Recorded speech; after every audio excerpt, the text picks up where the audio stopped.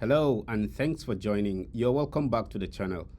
In this short video, we're just going to see how you can quickly hide and unhide folders or files on a Windows 11 PC. This could also work on a Windows 10 PC as well.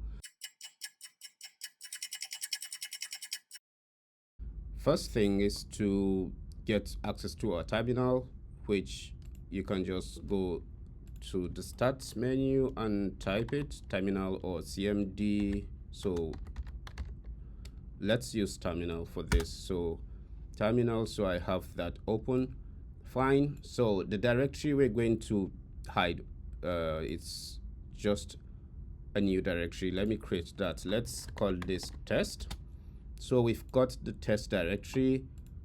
If we go to the desktop, cd into the desktop and ls, you can see the test directory is there. The command we're going to use is the attrib command, which is the file or directory attribute. So we can say attrib. The parameters we're going to use is we're doing plus h. So h is the hidden attribute, plus s is the system's attribute, and r is the read-only attribute. What directory do we want to put this on? We want to do this for the test directory.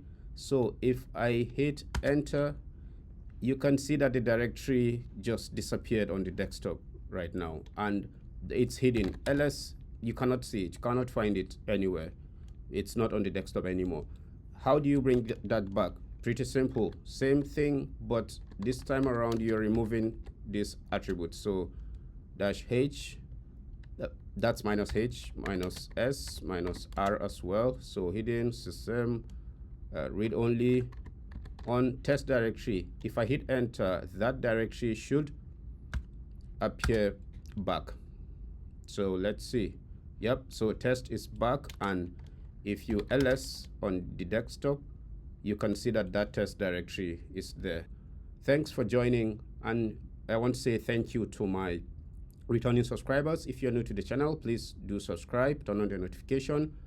I'll see you in the next one.